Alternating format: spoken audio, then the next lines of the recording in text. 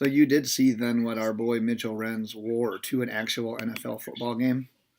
Yeah, I tweeted at him. You would. I could tell you were a scarf guy or something. He was that. Yeah. Yes, I did. What goes through your mind when you're going to do an NFL game? Even if, let's say that it's not two teams that you cheer for, like what he was just doing there.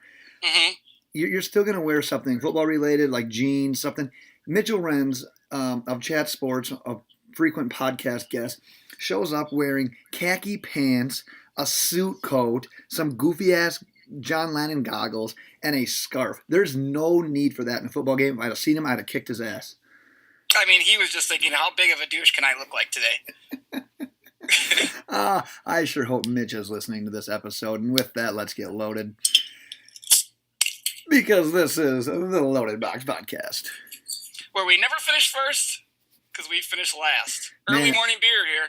Early morning beer for DJ. So that's our co-host, DJ Primo, and I'm Ben Morgan. And this is the Loaded Box Podcast. We're recording this puppy on a Wednesday. We're going to be doing a little NFL Week 16 preview podcast. And you know what that means, right, DJ? What does that mean? That means I don't want to know what it means. Don't tell me. Well, I have to tell you because you're... Oh, mute it. I have to tell you because Week 16 means that if you're not a weirdo, it is your championship fantasy football matchup. This is the moment you've been waiting for all this time. And I have to say, I'm not competing. Well, I was scared you were going to tell me that we only have 2 weeks of football left, and I was going to fall into a deep depression right in the middle of our podcast. Well, in fantasy, this is basically it. I mean, if you're going into Week 17, there's some issues that you need to deal with your commissioner. I just gamble, so once fantasy's over, I just start gambling more, so I can have stake in more teams. So it's all in. Yeah, pretty much. And then the nice thing though about Week 17 is you get a little bit more DFS play. But it's weird though because there's going to be some bargain guys, and these guys are going to get a lot of carries because of the whole. Let's see what we have next year. Then you have teams resting guys, so. It's going to be pretty wild, but that's for next week. So in this episode, we'll be doing our daily fantasy stacks, bargains, advice for the week. But then, obviously, with it being championship week of your fantasy matchups, we got a couple of listener start-sit questions. So do you want to kick off with that again? Sure, if that's what you feel is right, let's be right about it. Let's do it. I'm looking forward to this one because it's a quarterback debate, and it involves one of the guys that you are not a big fan of. It's Deshaun Watson at the Eagles, or your boy Andrew Luck versus the Giants. Well, I don't see how you can't not play Andrew Luck with what he's done the entire season. I know he had one bad game against the Giants, but he did exactly what I predicted against the Cowboys, where everybody thought that the defense would come out and stop him. That offensive line is just they are really good. That's a really good offensive line. Luck is a top 3 quarterback in the league, really, it seems like at this point. And Watson's going against the defense with a great front seven that's kind of starting to get their shit together, Philadelphia, after that huge win against the Rams. I'm 100% going with Luck here. Yeah, I think the Eagles' stats are a little bit skewed because they're 31st against the pass. But like you said, man, their secondary sucks, but... Yeah, but like you said, it's kind of been a steady incline, so they've been getting a little bit better. And just to play devil's advocate, because I am on your side with Luck, man, you just look at Watson, he's always fine. His last 4 weeks, 29 points, 16 points, 18 points, 22 points. In my opinion, you have a great debate here because I don't know if you can really get this one wrong. But you're guaranteed, you've got more likely to throw interceptions, fumbles with Watson. Philadelphia's front seven is way better than the Giants. With Luck in that offensive line and how he's playing, your floor is so much higher than Andrew Luck. That's true. And then with you just got to go with the consistent play all year. Who has more fantasy points? It's not. I don't even think it's really probably that close. Luck has to be way higher. And I agree with you what you said there on the floor. And just looking at the ceilings here, I mean, Watson has been over 30 points twice. Besides that, I mean, I guess he had a 29, so let's give him 3 times. I'm not looking at Luck's information right now, but he's got to have some of those weeks as well because he went on that streak where he had all of those touchdowns. And with Watson, the craziest thing about Watson this entire year, 2 rushing touchdowns. You'd think he'd have this huge advantage on the ground.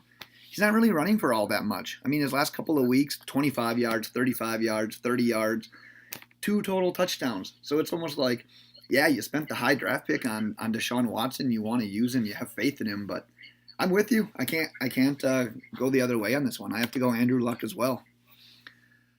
Yeah, they probably Does he have any rushing touchdowns? I don't know. I'm kind of looking up Andrew Luck right now, so you can move on to the next question. Well, as we go on here, so this one is a flex. You've got 3 options for your flex spot. You've got Melvin Gordon in his return against the Ravens. Mm-hmm. Evan Ingram, kind of a disappointing tight end at the Colts. Or Cortland Sutton in probably the juiciest matchup at the Raiders. What do you like in that one? I mean, this should be an easy one, too. If Gordon is playing full bore, they're trying to win the division. They're trying to get that bye. They want to pass the Chiefs up 100. I don't care who they're playing. If Gordon is playing full ball, they wouldn't put him out there if there was like a big risk at this point because they're already into the playoffs. They're locked in. So you're not playing a tight end. Let's be honest. Not Evan Ingram. And I'm not trusting any receivers or anything with Denver. You got to play Melvin Gordon if he's going full bore. Yeah, and the guy already said he had Travis Kelce, so you can just leave Kelce in that tight end slot, obviously, and then not use that tight end. And I'm with you on Gordon, and you actually stole exactly what I was going to say. This game is still super meaningful to the Chargers. They want to win this one. This is against a good opponent, and I know that kind of stinks that you're probably taking the guy with the worst matchup. But yeah, like you said, they're not throwing him in there for the sake of throwing him in there. They're guaranteed a spot in the playoffs. So if they wanted to rest him, they could. But they're going to go for it. And Melvin Gordon's a guy that can get it done both on the ground and through the air. He's having a really good year receiving as well. I think he's had enough weeks off. I'm not a huge fan of this matchup, obviously, but if there's a team that can get it done against really any defense, it probably is the Chargers. They've been pretty solid offensively all season long, so I have to go Gordon. It's not like Gordon and then this is the people make the mistake. It's not Gordon doesn't just run the ball. I mean, he's a matchup issue. He's used in the passing game, he's in the running game, he's all over the field. So he's going to get the ball one way or another. He's going to create matchup problems out of the backfield, catching the ball as well, screens, and then set him up running the ball. So it's not like he's just a freaking like Jordan Howard who's just going to run. He's used like McCaffrey or like Gurley and guys like that. So.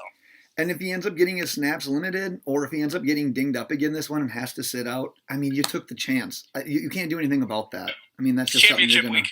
Yeah, you got to live with that at that point. So. Can't hold anything back. Nope. That's game of the season. This one's a little bit more difficult. It's Kenny Stills versus the Jags, or Kenny Galladay, the battle of the Kennys. Galladay versus the Vikings. I hate both of these matchups, by the way. Yeah, I actually hate both these matchups as well. So I'm just going to take the better wide receiver here and go Kenny Galladay, just because he's a better wide receiver, period. That's it. Yeah, and I mean, I think where we've seen the Jags maybe struggle a little bit, it hasn't been against the pass. And if there's a quarterback that I don't really trust, it's not Ryan Tannehill. So I'm going to give the edge to the better quarterback, too. What do you got? This brings something up that I wanted to bring up to you before, and I retweeted it to you. Guess how many touchdowns the Jaguars have in the last 3 games? 75. One touchdown. Nice try. They have 1 touchdown, and guess who hasn't played in the last 3 games? Fred Taylor. Blake Bortles. Shit. Oh, man, that's weird. It's always like Blake Bortles made that offense a little bit better than what they're showing they are. All right. I said you could throw in anyone besides Blake Bortles, but come on, Cody Kessler. Can we find anyone else? Eat your words, bitch. Blake fucking Bortles is the man. I can't wait for him to go start for the Miami Dolphins next year. He probably will. It'll probably be him or Winston. Mm-hmm. All right. Well, I'm with you. I'm going to go Galladay on that one. So with that, let's jump into some Here we go. DFS talk.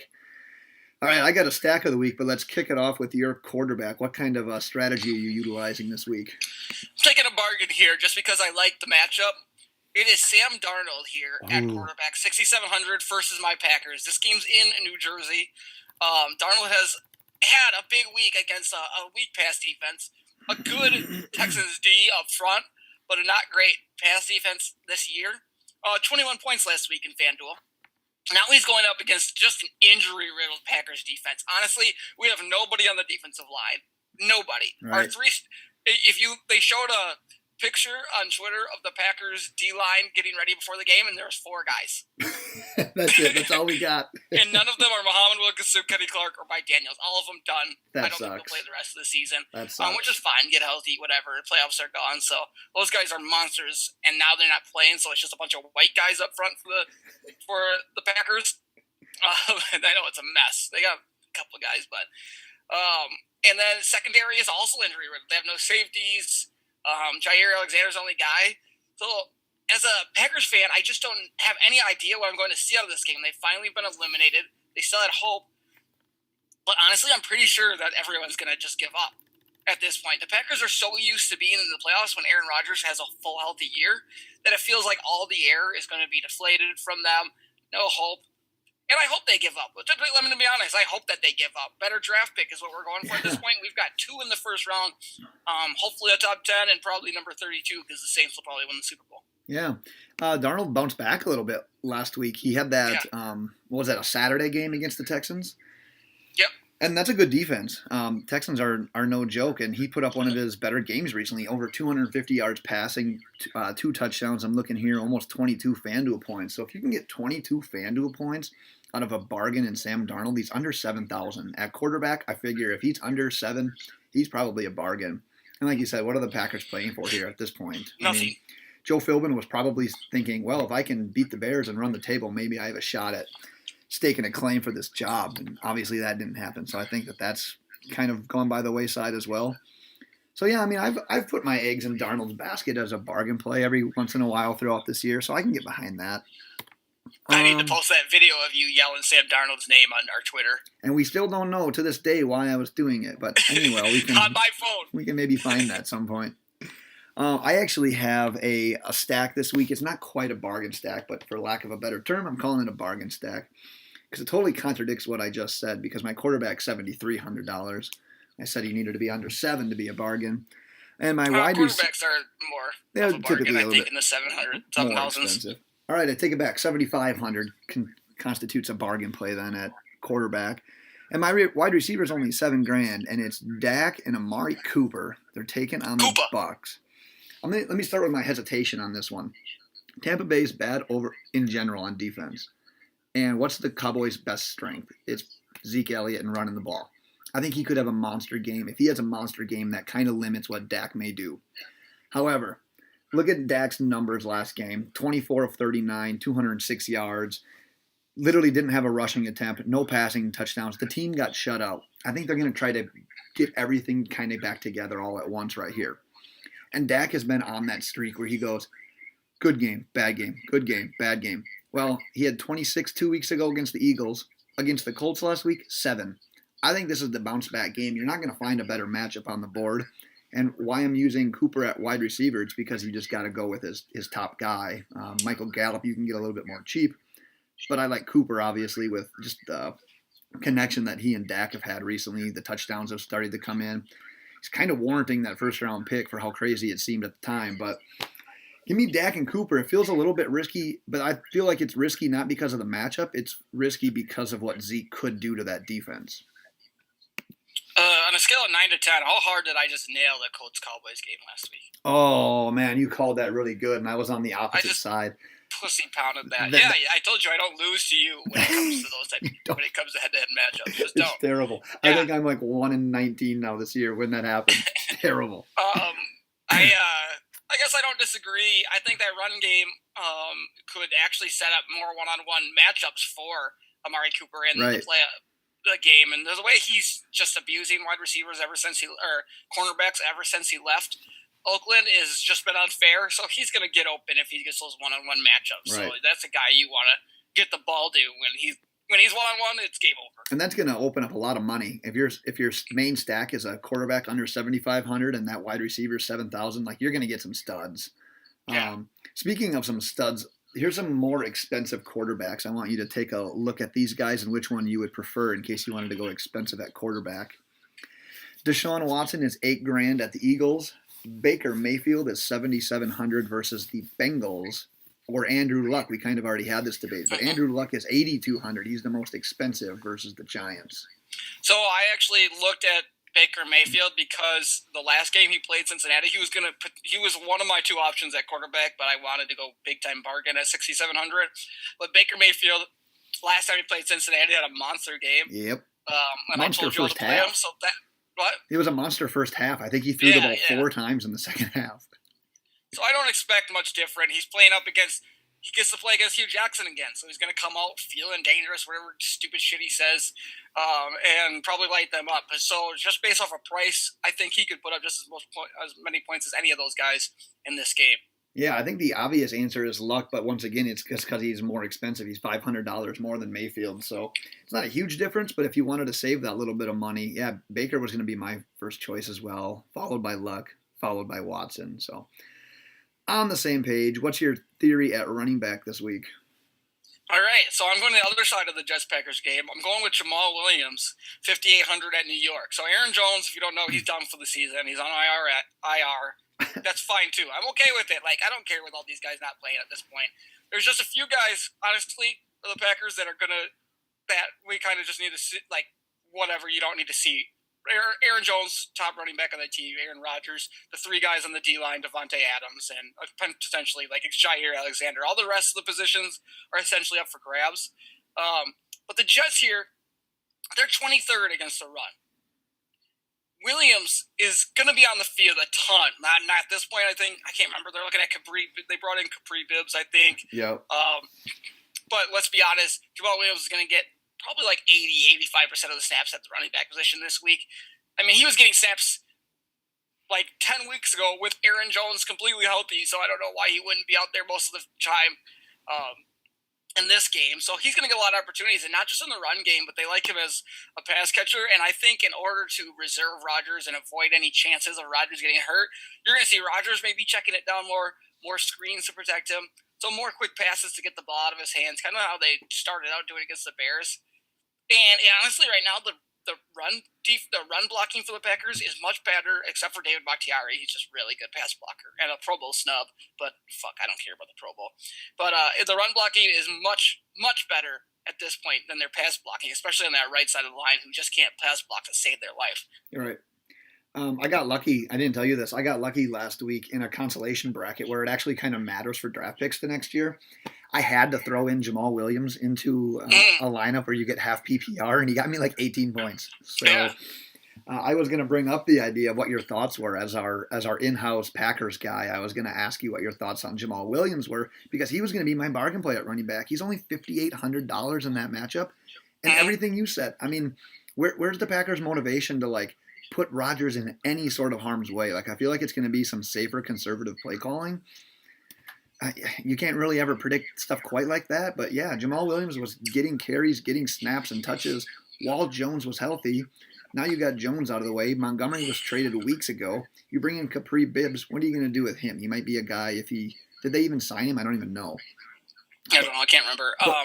Regardless, whoever you bring in isn't going to dominate the carries. I think he's going to be a high volume this week, and that volume under $6,000, he's got to be your bargain play at running back.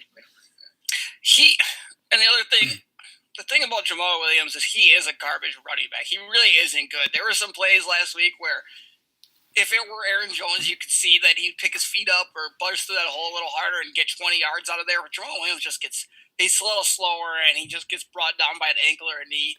But it's hard not to play him this week in this matchup here. And I think you saw what he did last year when he was a solid running back last year when he was just getting carry after carry after carry with dickhead on the field, Brett Hundley. Yeah. So you're going to see probably a lot of that.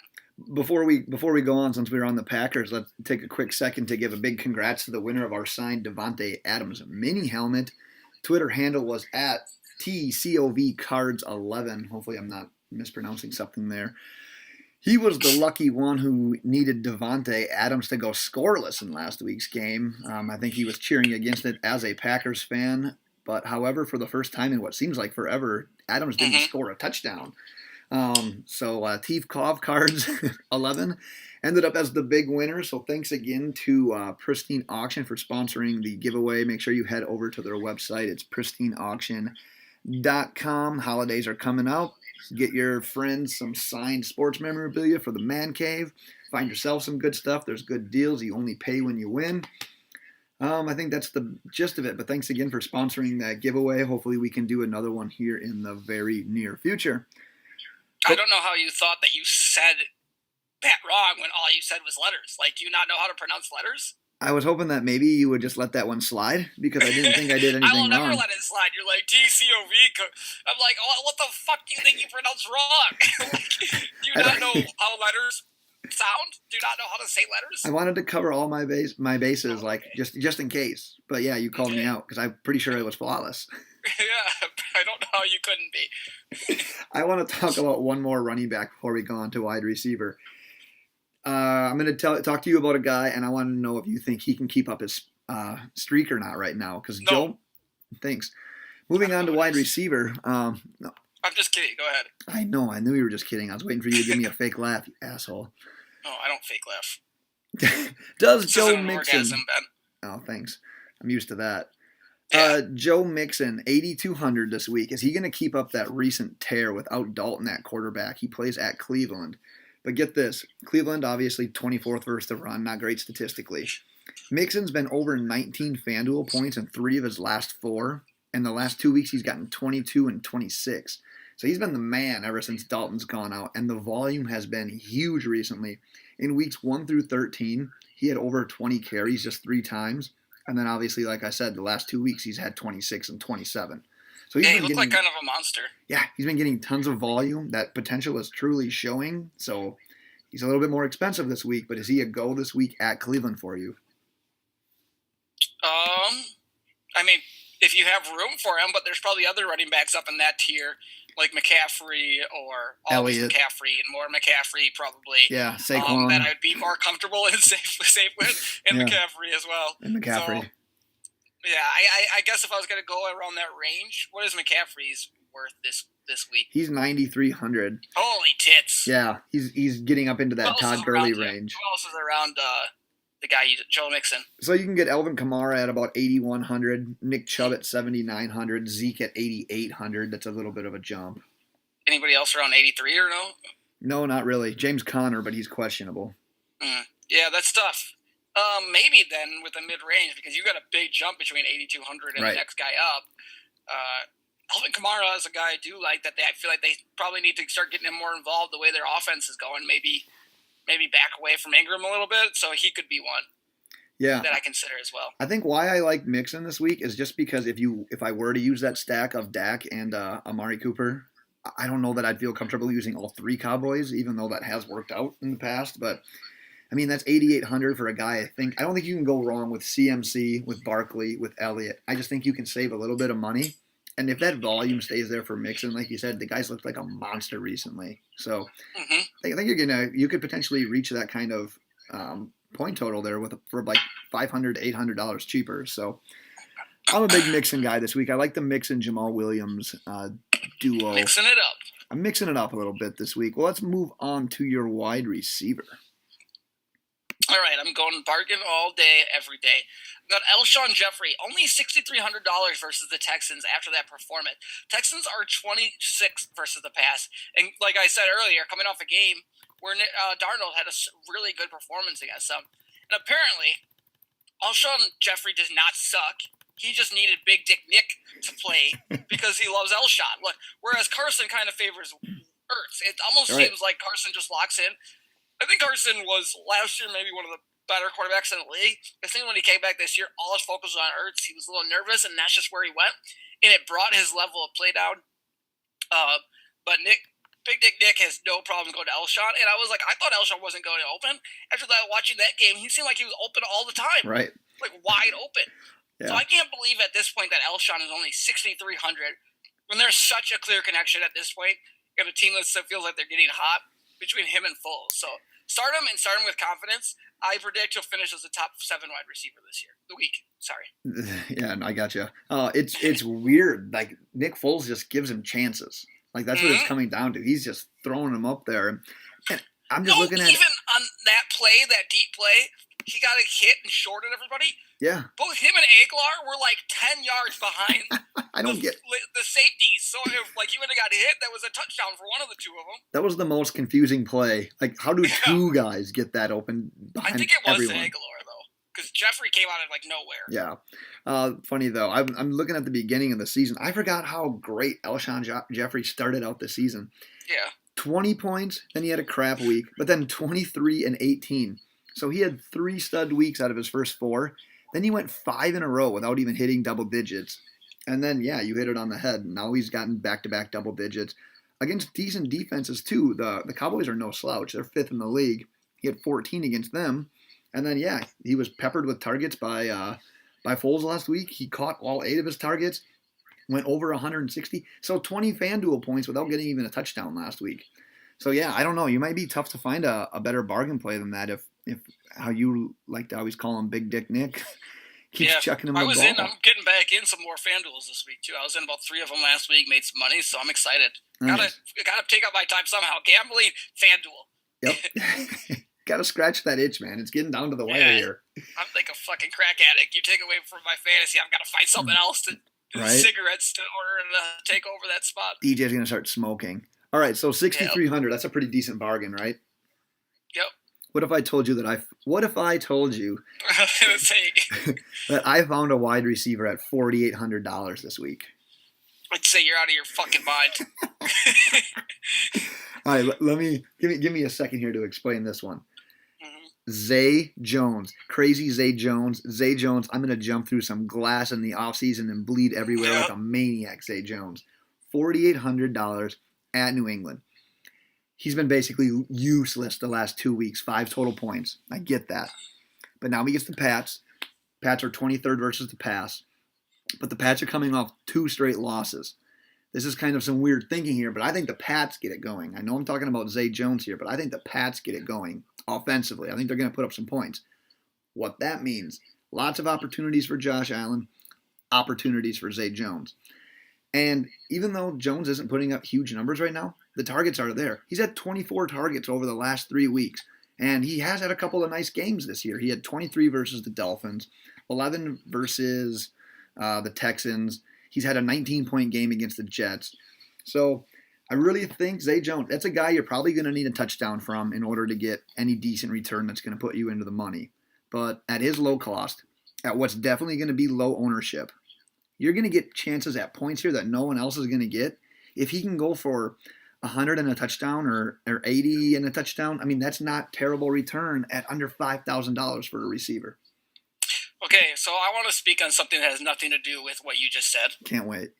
Because you talked about Zay Jones, and it kind of took my mind into a whole spiral of things and his mental craziness or whatever. Yep. But I'm going to go a little pop culture for just to have seconds. Oh, I'm going to be so bad at this. So you know how Pete Davidson this week just kind of like went a little crazy or whatever? I heard it, yeah. So he like you know, he went on Instagram and put up some things that looked like he might kill himself, and then Ariana Grande, who's his like ex-fiance, was like, stop weaponizing mental health. The girls are trying to do things. Anyways, I don't really care that much about that, but doesn't it seem like we're in a day and age right now where everybody's just weaponizing sensitivities? Like, it's just weaponizing. It's like women, femininity, mental health, gay, straight, all this stuff. Everybody's like, diversity. So someone like me would be like, well, I'm black, stop coming after me, blah, blah, blah. Everybody's using whatever, like, weakness or sensitivity they can use to fight other people, and it's so fucking annoying. It's a war on sensitivity. We're in the era of war on sensitivity. Like, this should go down in 100 years as the war on sensitivity in the history books, because it's so annoying. Like, everybody's fighting like their own wars on just being like, I have a mental, Kanye West. Yeah, I've got mental. It's like, whoa, you're fighting things over every. It's fighting. All right, you said the same thing 19 times. What is weaponizing? They're like. I think you described it. I just can't believe that we said that word. Yeah, you have the Roaring 20s. That's what Ariana said, so I was trying to. Yeah, you got the Roaring 20s. You've got the booming whatevers. You got baby boomers. You've got millennials. Yeah. So you're telling me that this generation might go down as weaponizing? No, it's a war on sensitivity. War on sensitivity. It's ridiculous. It's just pathetic. I want to beat the shit out of everybody. Hopefully you stayed with us through that rant. Let's bring it back here with a little bit of Who Am I? You ready for some Who Am I? I always am, I think. All right, I'm looking forward to this one. I am definitely looking forward to this one. All right, clue number 1. I am the 5th most expensive FanDuel wide receiver this week, despite just one double-digit game in my last 4. Okay. Clue number 2. I've caught 8 touchdowns this season, but none the last 4 weeks. Mm-hmm. Clue 3. This is a big clue here. I lead the league in receptions and have amazingly missed on just 18 targets this entire season. Do you want to guess? Michael Thomas? It is Michael Thomas. I'll give you the fourth clue here. My future first ballot Hall of Famer quarterback has not topped 205 passing yards since week 11, yet we're still the second in the NFL at over 32 points per game. That's amazing. That third one really gave it away to me. I figured it would. Now tying back to the 1-1, it really makes sense. Yeah. The first clue, but when I heard 3, it was like boom, hit me. Is he sort of unusable against the Steelers this week, or is that a guy that like, all right, maybe we play him because of those numbers, low ownership, maybe we throw him in there? I mean, I don't know. I don't know what's going on there, but their weakness is that secondary, and they have the tendency to give up some big passes to the Steelers. So, as far as FanDuel goes, that's a big risk. As far as like a fantasy lineup, obviously you're not sitting him. You can't sit him a high draft pick. But as far as FanDuel goes, where is he at? He's the 5th most expensive wide receiver, you said? Yeah. I'd be hard-pressed to play him. All these powerhouse offenses right now are really making me nervous. It's almost like they peaked a little too soon and defenses are catching up or something. Or they're just holding back for the playoffs. Maybe. That stat on Drew Brees, though, not having a game over 205 passing yards after he looked like old Drew Brees, is just... I'm hoping it's like these teams realize they're about to be in the playoffs, so let's not overexpose. We can beat these teams with that type of thing, so we can see that stuff in the playoffs. Also crazy that he leads the league in receptions, and he's only missed 18 targets. Like, he's catching everything. It's just insane. They'll only miss 18 targets. Should have gave it away, too, actually. Yeah, I figured that would be kind of a dead giveaway clue there. You going to flex this week? Dead giveaway. Flex here. I do. I have a flex. He's a semi-bargain. He's in between. He's close. He's below 7,000, but 100 below it. 6,900. I've got Tarik Cohen at San Francisco. I think you call him something new every week. I don't give a fuck. You platoon between Tarik and Tariq. I've never said Tariq. It's I don't know what I say. Anyways, Cohen is. I was looking through his past FanDuel scores, and he is one of the most consistent RBs in daily fantasy lineups. Which you wouldn't predict. Week to week. What? Which you wouldn't predict, but he is. No, not at all. He catches the ball a lot though, and he runs it in great situations where they kind of give it to him when they're out of shotgun and they have a lot of wide receivers. Then they run a little draw play with him, so he has potential to bust out. And he's just a pure matchup problem. He is always liable to bust a huge TB touchdown at any time. Your floor with Cohen at this point, Cohen is 10 points, while your ceiling with him is somewhere around 30 points, honestly. So with him, you're taking very, very little risk, but have the potential for him to just go off. So this is what I'm calling this week. This is my bold prediction. Tarik Cohen scores a touchdown of 70-plus yards this week. Nice, and that right there is going to warrant the price. That'll do it. That'll do it. It'd be hard for me to hate on that because 3 weeks ago when he played the Giants, he was my bargain play of the week, and he put up damn near 29 FanDuel points. He won me money legit on his own that week. And since then, he's had double digits, and he's only not had double digits in one of the last 6 weeks. So, yeah, that guy that is only getting – look at these carries, 7, 3, 8, 9, 5. How do you ever think that that's consistent? Well, look at his receptions, 5, 4, 12, 7, 3, 6.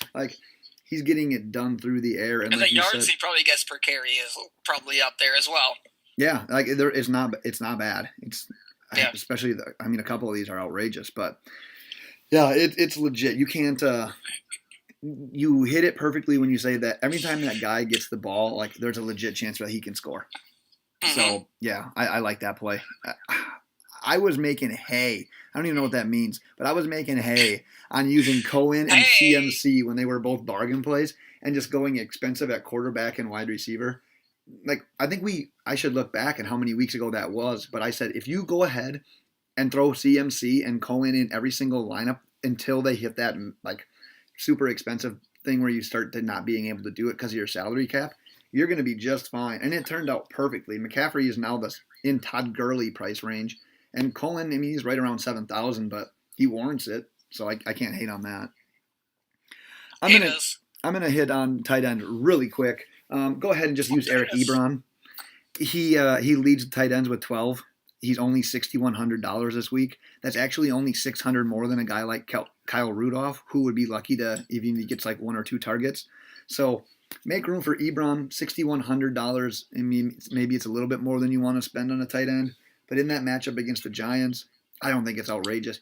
12 tight ends for Eric Ebron. I think that matches the number of touchdowns. What did I say? 12 tight ends for Eric Ebron. Well, he's outproduced. He's probably got more touchdowns than any other 12 tight ends. Question. Yeah, or go not ahead. question, comment. So I've been seeing this on Twitter, which, I mean, I say this the last 2 years, and then everybody's like overdrafting tight ends. But I've been saying how garbage tight ends don't draft these motherfuckers because you can just pick one up. I picked up Eric Ebron. Yeah. Played him all year in like week 5 of this year. But did you see the O.J. Howard stat on Twitter? It's all over it right now. No. He's played 10 games this year, and he is tight end number 10 in overall fantasy points. I don't like that stat at all. Oh, I love it. Because I don't know what I don't know what to make of that. I say. All right, so what about this though? So since that is such a big difference, like in like the quality of tight ends this year and the amount of fantasy points they score, maybe it is okay to get a guy like Ertz or Kelsey and have that distinct advantage at that position. So you could take it the other way. Maybe you have to go with the top tight end. If you look at the top tight end, he's one that's undrafted. You look at Jared Cook, he's a guy who was probably not drafted. He was up there as well. That's so crazy. You're looking at guys like Travis Kelce and Zach Ertz are the only two that are really like putting up those numbers that were worth it. But you've got Eric Ebron and who did I just mention? Jared Cook, essentially outscoring those guys, and those are undrafted guys. So it's such a thing. Jimmy Graham was a fucking top 5 tight end. Yeah. I think we're gonna see a flux of leagues moving forward that like turn to like a double flex or maybe even like a triple flex. I'm just gonna look for running backs who also play tight ends. There, or do that. Just load up on guys that have potential like Jalen Samuels. Yeah. I love it. Well, thanks once again for listening. As always, follow us on Twitter at Loaded Aaron Hernandez. Box. What about him? Running back / tight end. It's a sensitive subject for me. Dead. I'm on record saying that you should trade Rob Gronkowski and build your tight end position around Aaron Hernandez. I take offense to that. All right. Well, once again, thanks again to Pristine Auction for hooking us up with that Adams helmet. And congrats to our winner. Check out our website, loadedboxpodcast.com. Check us out again later this week. We're going to be back with our Against the Spread picks and straight up picks for every single game on the Week 16 slate. Check us out on Google Play and what's the other one called? iTunes. Check out Loaded Box, subscribe, rate, and review. DJ, bail me out and end this. I'm on vacation, bitch. Cheers. Bye.